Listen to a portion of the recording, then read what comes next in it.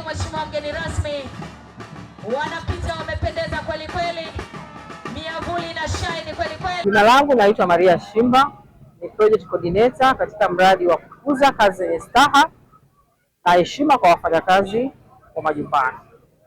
Siku ya leo tuko mahali hapa kwa ajili ya kusherehekea ama kuadhimisha siku ya wafanyakazi duniani ambayo huadhimishwa kila mwaka tarehe 1, na tuko hapa na wafanyakazi wa nyumbani kwa ajili ya kusherehekea, ikiwa kama wao pia ni wafanyakazi kama walivyo wafanyakazi wengine. Moja kati ya jitihada kubwa sana ambayo tumekuwa tukifanya ni pamoja na kuwaomba au kuwahimiza waajiri kuwatambua wafanyakazi wa nyumbani kama wafanyakazi wengine, ikiwa ni pamoja na kuwapa mikataba ya ajira ya maandishi, kuwalipa kima cha chini cha mshahara kama ambavyo kimeelekezwa na serikali. Kwa hivyo natoa rai kwa waajiri wa wafanyakazi wa nyumbani kama mimi na wengine kuweza kuwaruhusu wafanyakazi wao wa nyumbani kuwa wanachama wa chama cha CHODAU, lakini pia waweze kuwapa ruhusa za kuweza kuwa wanashiriki matamasha mbalimbali, lakini pia na maadhimisho ya siku ya wafanyakazi duniani kama ambavyo waajiri wengine wanasherekea na kushiriki katika maadhimisho ya siku ya wafanyakazi. Kwa majina naitwa Tabia Abasi, ni mfanyakazi wa majumbani, nimetokea katika shirika la CHODAU. Nilikuwa natoa wito kwa wafanyakazi wa majumbani ambao bado hawajajiunga katika shirika hili waje ili kuweza kupata fursa mbalimbali. Kama siku ya leo kwenye maadhimisho haya ya siku ya wafanyakazi duniani, tumejifunza mengi sana. Kwanza kabisa kujuana na watu ambao nilikuwa kabla hapo mwanzo nilikuwa siwafahamu. Pili, tumejifunza katika watu tofauti. Kuna wafanyabiashara hapa, kuna wafanyakazi wa mashirika tofauti. Kuna fursa nyingi ambazo zinatokea katika hii siku. Mimi kama mfanyakazi wa majumbani nimepata fursa hii ya kuja kufika hapa. Kwa hiyo nilikuwa nikiwaomba ama nikiwahamasisha wafanyakazi wenzangu kujiunga na chama cha wafanyakazi wa majumbani, kwani kinatetea sisi haki yetu kama wafanyakazi wa majumbani, kinatusimamia kuzijua sheria zetu na kujua wajibu wetu. Kwa majina yangu naitwa Hogla Nason Bahati. Mimi ni mfanyakazi wa majumbani katika wilaya hii ya Bagamoyo, kata ya Kilomo. Pia mimi ni katibu wa wafanyakazi wa majumbani kata ya wilaya ya Bagamoyo. Nimefurahi sana kwa siku ya leo katika hii siku ya maadhimisho ya siku ya wafanyakazi duniani. Nimefurahi sana kwa sababu nimekutana na watu mbalimbali, nimejifunza vingi. Pia nimefurahi kuona kuwa hata sisi wafanyakazi wa majumbani tunatambulika na serikali kuwa na sisi ni wafanyakazi kama wafanyakazi wengine, kwa sababu tumehusishwa katika maadhimisho haya. Tumekuwa pamoja na wenzetu wafanyakazi wenzetu. Pia kilichonifurahisha, nimeona watu mbalimbali wakipokea zawadi za ufanyakazi hodari. Nimetamani sana na siku moja nije nipokee hiyo tuzo ya ufanyakazi hodari. Nitapambana katika kazi yangu kwa sababu kauli mbiu sisi wafanyakazi wa majumbani tunasema kazi ya nyumbani ni kazi kama kazi zingine. Kwa hiyo nitapambana, nitafanya kazi kwa bidii ili siku moja nije kupewa tuzo.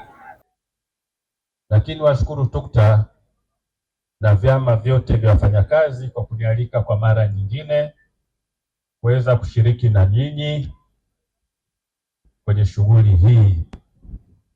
Leo sina hotuba ndefu. Kimsingi nina mambo mawili. La kwanza ni kumshukuru Mheshimiwa Rais, lakini kuwashukuru wafanyakazi wa mkoa wa Pwani. Mimi naamini kabisa kwa dhati ya moyo wangu, mimi ni miongoni wa waheshimiwa wakuu wa mikoa wenye raha na faraja kubwa. Napata raha na faraja hiyo kutokana na utendaji wenu nyinyi wafanyakazi wa mkoa wa Pwani. Nikiangalia kipindi nilipofika hapa mkoa wa Pwani na sasa tulipo, tumefanya kazi kubwa sana. Nikiwa mkuu wenu wa mkoa ninafarijika na utendaji wenu. Ndio maana nimesema nimekuja kuwapa shukrani za dhati ya moyo wangu. mnafanya kazi nzuri. Mkoa wetu ni mkoa wa kimkakati. Wakati tunafika hapa miaka 5 nyuma, idadi ya viwanda vilikuwa ni 1387 jumla vyote. Leo hii tuna viwanda 1722.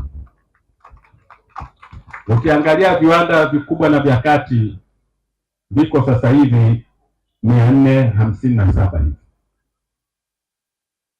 Lakini kwa kipindi cha Dr. Samia Suluhu Hassan, kipindi ambacho na mimi ndio nimekuja mkoa wa Pwani, viwanda vikubwa na vya kati viko 259. 268 ni viwanda vingi kabisa. Lakini wakati tunakuja kwenye mkoa huu,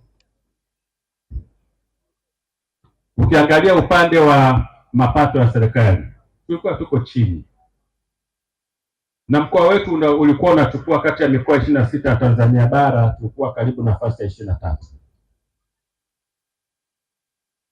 Upande wa mamlaka ya mapato, viwanda sasa hivi tunavyoongea, viwanda vya mkoa wa Pwani 57 vimeshavuka kigezo cha kulipa ndani ya mkoa, vinalipa large taxpayer na medium domestic revenue, makao makuu, vimekuwa 57.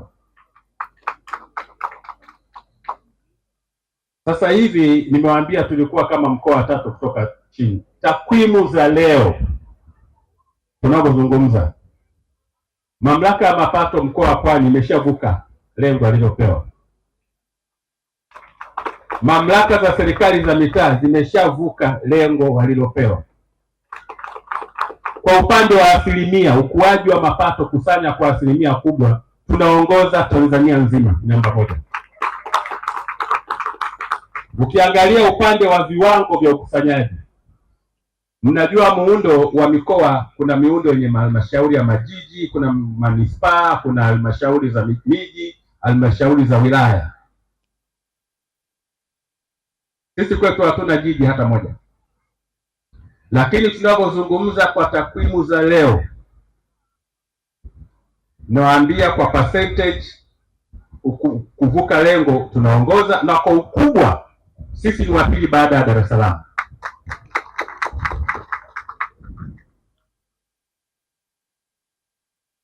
Dar es Salaam wana bilioni 257, sisi tuna bilioni 92, anayetufuatia na bilioni 64.